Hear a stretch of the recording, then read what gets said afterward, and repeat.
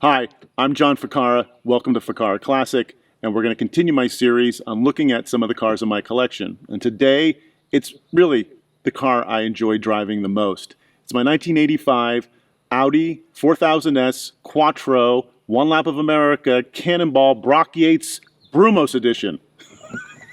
Now, what the heck does that all mean? I'm a lot of words for one little car. Well, you might have seen my VinWiki video on this car, so I thought I'd take you around it and show you what it was all about and see it in real time. So let me explain what all that means. This is a 1985 Audi 4000S Quattro, and back in 1985, the event that was big in the US wasn't cannonballing. Cannonballing was done in 1979. Brock Yates, the founder of the Cannonball, had started a new run called the One Lap of America. He would run literally one lap of America, like all four corners. I think the longest version of it was like 10,000 miles. So there were all kinds of great teams that did it, crazy cars, just like the Cannonball Run movie. There were Rolls Royces and station wagons and vans and a bunch of Audi Quattros, no surprise. So there was one team that was run by Brumos, the dealership from Florida that's quite famous for Porsche racing. Peter Gregg and Hurley Haywood, back in the day, 70s and 80s, ruled the world as an independent team. And I'll probably do a video on Brumos at some point. They had their general manager, Bob Snodgrass, decided that they wanted to do one lap. And he got a couple of his employees. The three of them hopped in a slightly modified 4000S Quattro and ran the 85 event. When they got back, Bob Snodgrass was a smart marketing guy, and he was like, let's make 12 tribute cars based on the car we ran in the event. So this is one of the 12. And they sent 6 of them to their Jacksonville dealership and 6 of them to their Atlanta dealership. This is one of the Atlanta cars. And it's really an appearance package. It's not like a really performance thing. It added about $2,000, $2,200 to the price of the car. These things were expensive back in the days. In the 80s, these were $20,000 cars, which was a ton of money. And to add 10, 15% to it was huge. Especially didn't make it any faster. But Snodgrass was really sharp. So he sold 12 of these. Now, we only know of 2 that still exist. Chassis 1 and Chassis 11. This is number 11. One was owned by Ed Bolian, and it's gone through a couple of owners since him. 11 here, this belonged to a gentleman who bought it brand new in Atlanta. He passed away a few years ago, and his widow called Ed Bolian because she knew he was the Cannonball guy and he had one of the Quattros and see if he was interested. He called me and asked if I was interested, and I said, heck yes. So I got it. Now, we'll go into how I got it a little bit later, but first I want to show you the car. What makes this, the Cannonball Audi? Well, first of all, they got the sticker on it. It's always more expensive. It's got a sticker. So this has Quattro 011 on the back. We got Brock Yates' signature. His signature were on all 12 of them. Then, if you come on around here, the spoiler was stock for 4000S. Relatively stock until you get up to the front. They added the Audi rings on the front here. Another Quattro 11 badge there. And then, I think the most striking thing on the car are the Gotti wheels. Now, back in the day, they didn't have 20-inch wheels. A 15-inch wheel was a big upgrade. Like, this was considered low-profile, big wheels, because they originally came with 13, 14-inch wheels. So it's a 3-piece Gotti wheel. You don't want to look at it too long, because it gets funky to look at, because it's a 4-lug wheel with 5 spokes. So there's sharp edges, then you got humps on this side, and then there's a sharp corner here. So, when the Italians made this, they made some interesting choices. So the Gotti wheels were special to this car. And then around front, if you want to bring it around front, we've got the Bosch Pilot fog lights. Now, back in the 80s, these were the bomb, and I put them on all of my cars. I don't think I ever took the covers off because I thought it was cool. And usually you never see the covers off, but that was like the cool thing to have. And they actually worked relatively well for back in the day. They also had the European headlights, which were marginally better than the crummy American headlights. They still were dreadful headlights. Now, really what they did was the interior of the car. Now, Snodgrass knew they were going to spend hours and hours and hours and hours inside the car, so they made it as comfortable as possible. What they did was they ordered this interior special from Audi. And they had already had these beautiful Recaro seats in gray. So they ordered a leather interior from Audi in matching gray. So it was a special order interior. They put the Recaro seats in. Now the Recaro seats on the Cannonball edition have a little Cannonball logo right here. And I'll explain in a couple of minutes why mine don't have that logo. But it was these beautiful Recaro seats, which I have to say, some of the most comfortable seats I've ever sat in a car. They are fantastic. Then Nardi steering wheel, which was the cool steering wheel back in the day. And another Cannonball badge right here on the there. And no additional gauges. Fantastic is this as its original stock radio. I'm big for original stock radios. I take aftermarket radios out all the cars that come in. So original radio is nice to have. And, you know, essentially, that's about it. There's not a whole lot else going on with the car. Now, it was a premium to buy, and it was probably the reason it only sold 12 of them. But I think Brock Yates got a little bit of money for each one that was sold. But I have to say, it is one of the best cars I've ever driven. It only has, according to the brochure, 115 horsepower and 126 foot-pounds of torque. But you can drive it flat out everywhere, and it's so much fun. Like, you can drive a Porsche 911 Turbo, but you're only going to goose it once in a while. You're never going to be able to put it to the floor for long periods of time. This thing is the best. It's best to drive a slow car fast than a fast car slow. And this is so much fun to drive. Now, part of the Quattro system, which I wanted to show you a little bit about, you know, the Quattro and the car itself, other than the fact that it's a Cannonball car, is that you have a lockable diffs in these cars. There's actually a switch here that allows you to lock the center diff and the rear diff. And that was unique back in the day. This was the only high performance or all-wheel drive sedan you could buy. It wasn't the first all-wheel drive sedan. That was beat the market by the amazing AMC Eagle. That car was 30 years ahead of its time. Wasn't a big seller, but it was a station wagon with all-wheel drive. And now, basically, I know you guys that drive crossovers think they're cool, but they are tall station wagons. That's all they are. And the AMC Eagle got there first. Then, of course, Subaru had four-wheel drive in their cars as well. But this lockable differentials was really key to the performance of this car. And the racing versions of the Quattro won just about everything in WRC back in the day. The turbo Quattros were unbeatable, amazing cars. So this has basically the same system. It's all mechanical. There's no electrical boxes or computers telling which wheel to drive. It's all done mechanically. A few years later, they got rid of this locking system and they went to a torsion differential, which was mechanical as well, but it would vector everything for you instead of having to turn things on. I love having all these knobs and things to turn and move. Now under the hood, let's take a look under the hood. There's nothing hot rodded under the hood, but I really tried to keep it as stock as possible. We went through the whole car before we drove it. And it's a 2.2 liter 5-cylinder, and 5 cylinders make a unique sound, which I really enjoy. They're kind of similar to like the 3-cylinder Triumph motorcycle sound. It's like, it's got this odd rhythm to it. And it's not turbocharged, but interestingly enough, most all-wheel drive cars now are originally front-wheel drive cars. They have transverse engines in them, and then they send the power to the rear. This is a longitudinal engine, so it's going front to rear. And they send the power back to the transmission, then the power has to come back up here, then goes out to the front wheels, to the center differential, then out to the back. So you can see how far forward the engine is. They talk about mid-engine cars where the engine is behind the front axle. In this car, the entire engine is in front of the front axle, and the radiator is next to the engine, not in front of it. So they shoved that engine as far forward as they could to make room for the Quattro all-wheel drive system.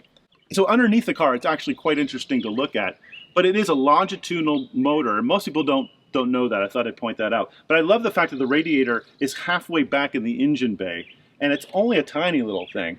And I know when Ed ran his, they had a lot of overheating issues. I haven't had any with this. This car's actually been fantastic. Now, when I got this car, it was extremely well taken care of. Art, who had owned it, it was his baby. Apparently, his wife, Amy, told me that like it was the car that got to stay in the garage.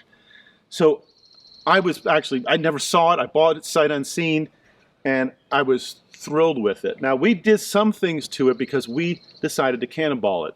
Why? Well, it's a Cannonball Audi.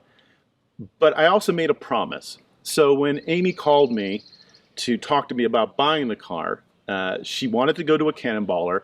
She had done her Google research and found out, what I had done and all the cannonballs that I had done and so forth. So she had vetted me. And I wanted to up the ante to make sure I was the one who got it. So I promised her I would cannonball the car. And so I'm always a man of my word. I'm going to keep that promise. Now, I had done the 2904, and we're going to talk about my cannonball adventures in future videos. But I had done my 2904 runs, and I had shut those down in 2017. And I'm not a big one for solo, one-car runs. Those bore the hell out of me. So I invented the Musketball. And the Musketball is essentially different than the 2904. The 2904 was based on money. So it was 2,904 miles from New York to San Francisco. So you had only $2,904 to spend on the car, fuel, tolls, tickets, everything. Musketball was different. There was no money limit. There was no age limit, but there was a power limit. It was only supposed to be cars with 100 horsepower or less at the wheels.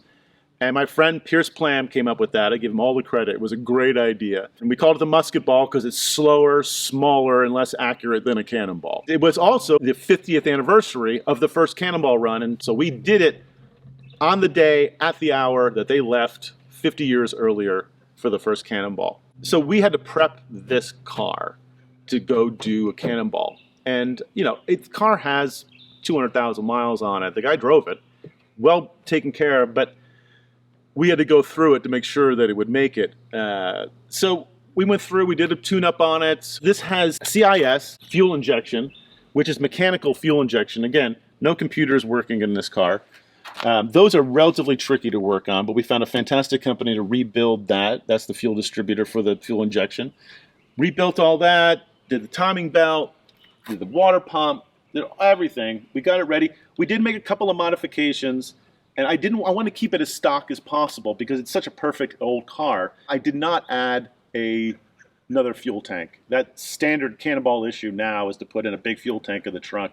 Didn't want to mess up the perfect trunk, and I wasn't planning on winning it anyway, so we just ran it stock that way. We did put LED headlight bulbs in here, and they're fantastic. It is a great upgrade for your car. The LED bulbs fit right in the back. They're actually not as hot as regular bulbs. They've been working great. I really enjoy it, so recommended upgrade. But the real big upgrade we did to it was road testing it. I had taken it out once we got it running. I took it on the Andiamo rally up in the Sierra Nevadas, and it was a 1,000-mile rally.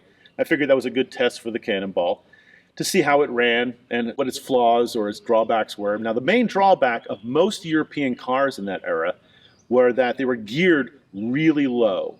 And the reason for that, other than the fact that, low gearing makes it feel like it's faster, but it had to because the European cars had more power than the American cars. And to get any of the times close to each other, they had to drop the gear ratios. And so a lot of European cars in the late 70s and the 80s, if you put them in, you get them in overdrive, they are winding out at some crazy RPM. So we were driving 70 miles an hour and we were at like 4,000 RPM. And I'm like, we cannot cross the country going that. Even though the red line's closer to 7, I didn't want to push an old car like that. So I did some research and found out that this transmission in this car is a basic Audi Volkswagen transmission. It's in everything. It's also in the Porsche 944. So I looked at the gear ratios that they had for their overdrive, and the 944 had a nice, chunky, bigger overdrive on it. And I'm like, let's just find one. So I found a transmission. We took it out. Mechanic Matt did a great job, get everything on the table. We put the two gears next to each other, and they're different. So back to the drawing board, got on the phone, found the transmission we needed. And what we needed was a Audi 5000 diesel overdrive, which is huge. And as you can imagine, pretty rare. And amazingly, found one down in the Bay Area, called the guy up, like, do you have one? I was like, put your hands on it, make sure it's there. He got it, we picked it up, got them on the table. They're the same, they fit on the shaft the same. Matt put it in, dropped the RPMs in top gear by a little over 1,000 RPMs, which was significant. So that let us cruise, you know, allegedly cruise at high 80s, 90s in this, which was great. Top speed, allegedly, on a Mexican road, of course. We might have hit 114, but that was with 3 guys in it, and that was as far as we wanted to push the car, allegedly. So with the 5th gear in it and the headlights, we were pretty much set, and we ran the Musketball. Now the Musketball is going to be a whole another video. That's going to be one of my videos. I'm going to do one on each of the different Cannonballs I did. We'll talk about the Musketball, and we'll talk about what the car did. Now, what makes a car special isn't just the mechanicals of it, it's the story. And when you buy an old car, sometimes you get lucky and you get the title and a couple of service records. Or sometimes you scramble through and dig through the glove compartment and you find a couple more things. You might find the original window sticker. Well, this car came with a little more than that. It came with this. Now, as you know, I'm a car geek, and this just rocks my world when there is not a binder, but a box full of records. Art was a meticulous guy. He was an architect, and he kept every single record from the day he bought it to the day he passed away. And I mean the original brochure, the original window sticker. I'm not going to show it all to you, but everything's in here. And that is delightful because really, if you smash cars up, they're just steel and aluminum. The story is what makes a car special. This is the story. All of it. I get to read it. And believe me, I've read every service record in here because I'm a geek, and it's a lot of fun to see how this car developed. Now, some interesting tales come out of this box. A couple of them involve Art probably parking in the wrong part of town because a year after he bought it, the wheels got stolen. And he took some photos of it, which I'll put right here, and he's up on blocks. Somebody ripped off the beautiful Gotti wheels. So of course he wanted to get a new set. Well, Gotti had moved on. It was 86. Those were 85 wheels. There were no wheels left like this. So he wrote Gotti. He wrote Brumos. He wrote Brock Yates. He wrote Audi North America. He wrote the President of Italy. He was on it. And there's every letter and every phone call is documented in here until he finally got Brumos to yield, and they somehow dug up a set of these Gotti wheels. Now they charged his insurance company over $2,000 just for the wheels, which is how much the whole package was from the dealership. So they stuck it to the insurance company. So the wheels got replaced. So they're not the original wheels, but they did. It was really cool. I think I can find it in here somewhere. They did. He had the wheel center caps made again because I guess they didn't have the same stickers as it, and he had to find new stickers. Where are they at? Oh, here they are. Look at this. Come here, Matt. These are the wheel center stickers, metal stickers that he had made for the wheels. So I have the largest collection, I am sure, in the world of Gotti center cap wheel stickers. That's how meticulous this guy was. So the wheels got stolen. Then, a few years later, he's driving through Atlanta, and there was some construction where they hadn't put plates down on the road for uneven road works, and he dented the hell out of a couple of the wheels. So he wrote the mayor of Atlanta, the city of Atlanta. All the letters are in here because he wanted those wheels fixed. And you can't fight City Hall is usually true unless you are Art. And he won, and he got them to fix these Gotti wheels. Another great thing that happened, again, I don't know where he parked this car. The front seats got stolen. Just the front seats, because they're special Recaros. And they were specially ordered for this car. So where's he going to get a new set? He writes Brumos, he writes Yates, he writes everybody. Where do I get the seats? He writes Ficarra. He finally bugs Recaro enough, because Brumos at this point is all like, we're not dealing with it. You write Recaro. He writes Recaro so many times that they make the seats for him. They send him a sample, it's in here, of like the upholstery, the padding, the leather, the stitching, so that it's exactly what he wants and exactly like the seats that were in it. But the only thing he didn't get were the Cannonball embroidered logo that was on the seat from the original package. Brumos didn't have them, Yates didn't have them. Yates was kind enough to send him an envelope full of Cannonball patches, which I now have, and they're all original Cannonball patches, but none of them are the same as the seat. So he didn't win that one, but I'm probably going to get those made and put on the seat. Ed's car had them, so I know what they look like, and I can have those reproduced. It's amazing when you get this stuff, because then the car comes alive. You not only know the car, you know the owner. You're not just the owner of the car, you're a caretaker of the car. Like, this is going to move on to the next owner, and they're going to love it the way I love it. So if you have a classic car, or you get one, keep all the records. This is the story. This is what's important. Get all those service records out and put them in date order and file them. It looks great when you go to sell it. Or when you keep it, it lets you keep track of everything. What's not in this box, though, is something that happened to the car that I mentioned in the VinWiki video that a few people have asked me about. So, Art had a first wife. It didn't go rather well. And I don't know, you can't see it. Maybe, Matt, if you want to come around, but it's almost impossible to see. There's a huge dent right here by the sunroof. And it's probably really hard to see in the sunlight. Anyway, there's a dent right here. It's about half a centimeter deep. And that dent is from Art's ex-wife. She knew he loved the car. So that dent is her fist right there as he said goodbye. Boom! And on that side of the car, the passenger door was kicked in. Now, I had that dent removed, but this one is way too story specific. Like this, I'm keeping a dent because it tells a story of this specific car. That's Art's ex-wife's hand. A lesson for all of us. Keep your cars away from your ex-wife. But this is part of the story. And I love it. I love how every part of this car tells a story, even if it's not a positive part of the story. So that's it. That's my number 11 Cannonball Quattro, and I love it. And I hope you've been loving these videos, and if you've been enjoying this video, please like and subscribe and tell your friends and help me build the channel. It's been great doing these. I will do more videos on my cars. I will be coming up and doing a full series of all my Cannonballs, all 12 of them. And of course, I'll be trying to get you at least one big history video a month. If you have any suggestions or any comments, put them in the comments below. And also, if you know of where the other 10 of these cars are, have you seen one in a junkyard, or you know anything, or you know anybody that knows anything, please let me or Ed know. We'd love to find the remaining 10 of the 12 Cannonball Quattros.